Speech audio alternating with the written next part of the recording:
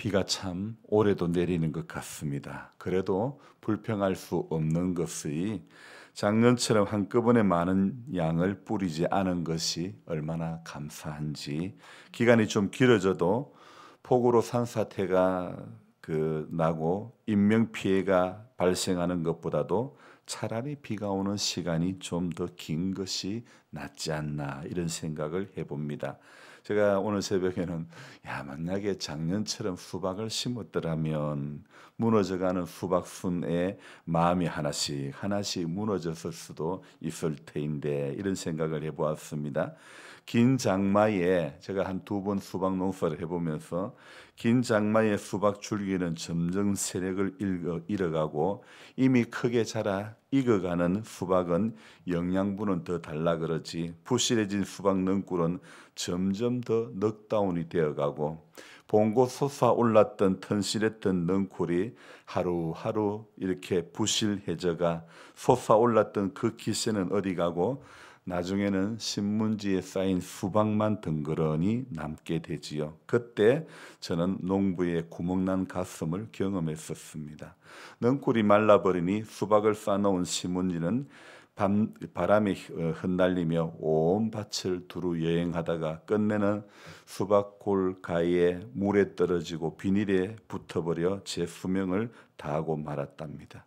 수박 농사를 이렇게 한 두 번 해보았더니 이 수박이라는 것이 수박망 가운데 덤불이 이렇게 배가 부른 형태로 잘 유지해야 정상적으로 출하를 할 수 있다는 것을 알았습니다.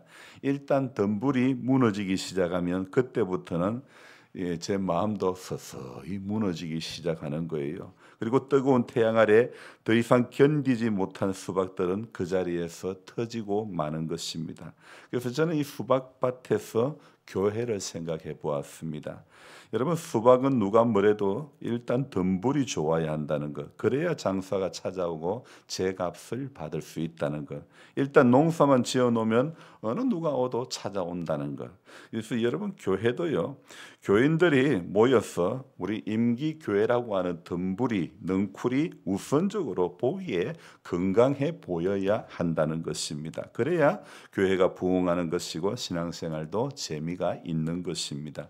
그리고 신앙생활을 한 사람 한 사람이 잘하면 수박 장사가 어찌 알고 찾아오듯이 교회로 사람들이 찾아오게 된다고 생각합니다. 일단 수박 덤불이 좋아야 장사에게 인기가 있죠. 교회도요, 우리의 영적인 덤불의 형태가 어떤 모습을 이루고 있을까? 지금 교회는 수박밭이 잘 되어 있는 수박밭처럼 봉고 솟아오른 그런 형태의 모양새인가? 아니면 줄기가 말라서 무너져 내려가고 있는 그런 덤불의 형태인가? 건강한 수박이 되기 위해서는 한 개의 수박모에서 적정 잎의 개수가 있어야 된다는 이야기를 들었습니다. 우리 믿음에도요, 수박처럼 영적인 잎이 적절하게 있어야 건강한 믿음의 소유자가 될 수 있는 것입니다. 바로 그 영적인 잎이 말씀이고 기도인 것입니다. 잎이 없는 수박은, 덤불이 안 좋은 수박은 곧 망하고 마는 것입니다. 뜨거운 태양에 병들어 무너져 내리고 마는 것이죠. 출하되기까지 수박 덤불 속에서 적당하게 태양을 적당하게 받아야 피수박이 안 되고 맛도 유지하는 것처럼, 우리도 주님 앞에 설 때까지, 천국 갈 때까지 교회라고 하는 덤불 속에서 은혜를 받는 재미가 솔솔하게 느끼다가 날이 저물어 오라 하시면 영광 중에 나아가야 되는 것입니다. 그래서 제가 수박 농사를 이렇게 보니까 올해도 남이 한 것을 보니 이건 너무 쉬운 것 같아 하지만 내가 해보니 어려운 거예요. 믿음 생활이 그렇죠.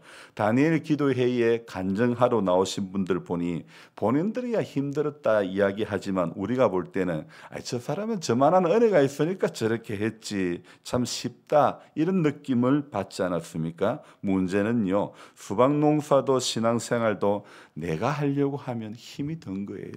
남이 하는 것은 다 쉬워 보여도 내가 하면 어려운 것이 농사고 우리의 신앙이라는 것입니다. 레위기라는 성경도요, 이 내가 펴보기 전에는 쉬울 것 같아요. 그러나 성경이 그래요. 우리가 성경이 충분히 일독할 수 있을 것 같은데 근데 막상 펴보면요. 창세기 출애굽기의 관문을 잘 통과한 사람들이 바로 이 레위기 앞에서 오르막길에 올라가는 자전거처럼 그만 힘들어 지치기 시작하는 거죠. 하지만 여러분 밥을 하는 것도 손등에 어느 정도 올라와야 밥이 잘 된다는 것 몇 번만 해보면 쉽게 알게 되는 것처럼 레위기라고 하는 성경도 사모하는 마음으로 들여다보면 결코 어려운 책이 아니라는 것입니다. 그래서 제가 항상 주장하는 말이 뭐라고요? 성경은 보면 쉽고 안 보면 어렵다. 성경은 보면 얇고 안 보면 두껍다. 그런 말씀을 제가 자주 드리죠. 여러분은 여러분의 성경이 어떻게 느껴집니까? 쉽게 느껴집니까? 아직도 어렵습니까? 여러분은 여러분의 성경이 두껍다고 생각합니까? 점점 얇아진다고 생각하십니까? 오늘 이 레위기 26장을 쉽게 이해를 하려면요. 신명기 28장을 생각해 보면 쉽게 될 것 같습니다. 여러분 신명기 28장이 어떤 내용이냐면요. 순종하면 순종하는 사람이 어떤 복을 받고 불순종하면 불순종하는 사람이 어떤 벌을 저주를 받게 되는지 말씀을 하고 있죠. 바로 오늘 레위기 26장이 신명기 28장하고 똑같은 구조라는 것입니다. 그래서 3절부터 13절까지는 순종하는 자가 받을 복에 대해서 말씀하고 있고 그리고 14절부터는 불순종하는 사람이 받을 벌에 대해서 말씀하고 있는 것입니다. 그러면 저와 여러분들은 어디만 보고 가면 됩니까? 어디를 보고 가야 될까요? 바로 3절부터 13절에 나오는 순종하는 사람들의 걸음을 우리가 따라 걸어가야 그것 보고 걸어가야 될 줄로 믿습니다. 당연히 순종하는 자가 받을 복에 대한 이 말씀 3절부터 13절의 말씀을 보고 가면 되는 것 아니겠습니까? 이런 것 보고 잘 되는 것 순종하는 것 그래서 복되는 것 보고 가야지 안 되는 것 보고 가면 안 될 수밖에 없는 겁니다. 오늘 이 26장에서는 우상을 만들거나 우상 숭배하는 것을 금지. 그래서 1절에 너희는 자기를 위하여 우상을 만들지 말지니 조각한 것이나 주상을 세우지 말며 너희 땅에 조각한 석상을 세우고 그에게 경배하지 말라. 왜요? 나는 너희의 하나님 여호와임이니라. 이렇게 말씀하고 있죠. 그러면서 그 하나님에 대해서 2절에 너희는 내 안식을 지키며 내 성소를 경외하라. 나는 여호와니라. 그러면서 하나님께서는 오늘 너희가 내 규례와 계명을 준행하면 다른 말로 하면 순종할 때에 4절부터 어떤 은혜를 주신다고요? 몇 가지만 봅시다. 철 따라 비를 주리니 그 다음에 또 뭐예요? 땅은 산물을 내고 밭의 나무는 열매를 맺으리라. 그리고 5절에는 뭐예요? 타작은 포도 딸 때까지 미치며 너희의 포도 따는 것은 파종할 때까지 미치리니 너희가 음식을 배불리 먹고 너희 땅에 안전히 거주하리라. 5절 6절 계속해서 너희가 준행하면 너희가 순종하면 어떻게 해주시겠다 약속하고 있죠. 자, 오늘 4절부터 13절까지 중에 이 약속들 가운데 여러분 같으면 어떤 약속을 제일 받고 싶습니까? 4절부터 계속 말씀하고 있는 이것들 이 여러 구절들 가운데 야 나는 이런 은혜를 받고 싶다 하는 그런 구절이 생각나는 것이 있습니까? 저는 당연히 11절 12절 말씀을 중심으로 이것이 최고라는 생각을 해봅니다. 11절을 같이 읽어봅니다. 내가 내 성막을 너희 중에 세우리니 내 마음이 너희를 싫어하지 아니할 것이며 12절 나는 너희 중에 행하여 너희의 하나님이 되고 너희는 내 백성이 될 것이니라. 포도 딸 때까지 미치며 포도 따는 것은 파종할 때까지 미친다. 음식 배불리 먹고 이런 어떤 것보다도 더 정말 우리가 최고로 소망해야 될 것이 바로 이것 아닐까요? 하나님께서 백성들 가운데 성막을 세우시고 나는 너희의 하나님이 되고 너희는 내 백성이 될 것이라. 정말 이런 말씀이 우리에게 최고의 어떤 은혜가 아니겠습니까? 반대로 불순종하면 16절 이런 건 별로 안 읽고 싶지만 그래도 불순종하면 어떤 은혜가 어떤 벌이 있습니까?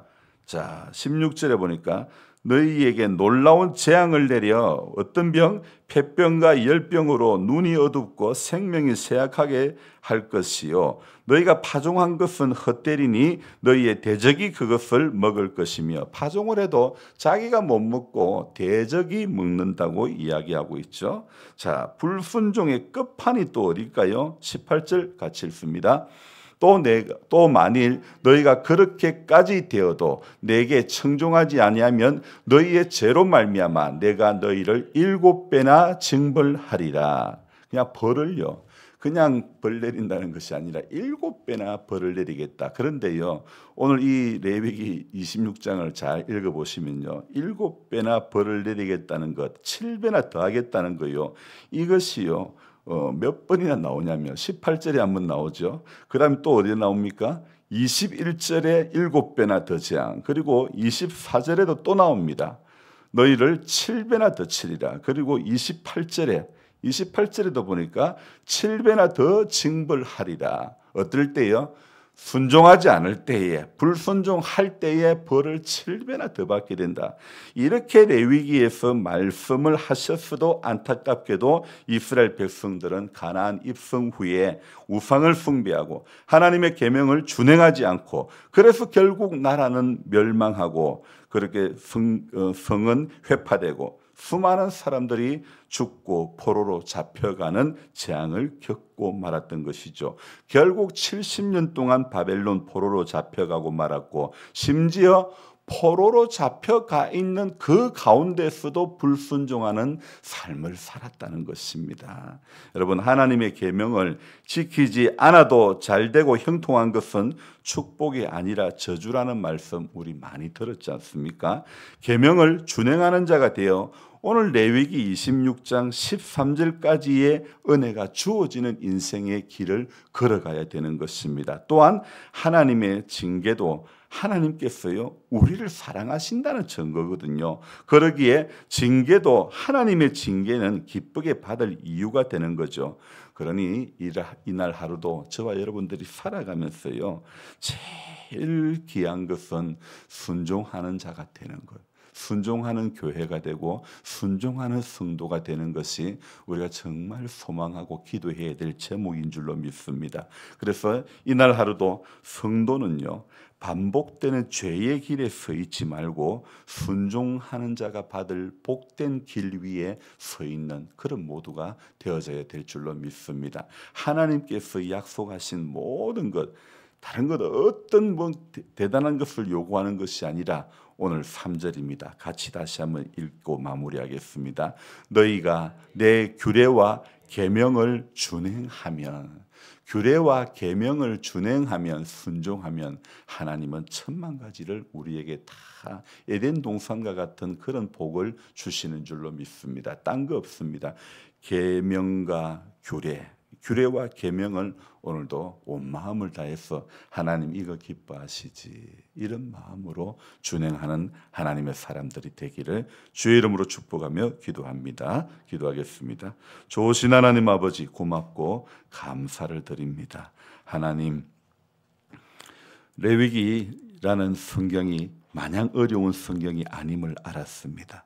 우리 귀에 생소하다고 어려운 것이 아니라 우리가 생소하기 때문에 더 관심을 가져야 되고, 또 더 귀를 기울일 때에 레위기에서는 다른 어떤 성경에서 볼 수 없는 예수님의 대속의 제물 되신 그 은혜와 사랑을 우리가 엿볼 수가 있는 것입니다. 그래서 거룩하신 하나님의 그 사랑과 은혜 가운데서 우리 모두가 오늘 이 하루도 살아가면서 그 은혜 가운데 깊이 붙들린 그런 우리 하나님의 사람들이 다 될 수 있도록 도와주시옵소서.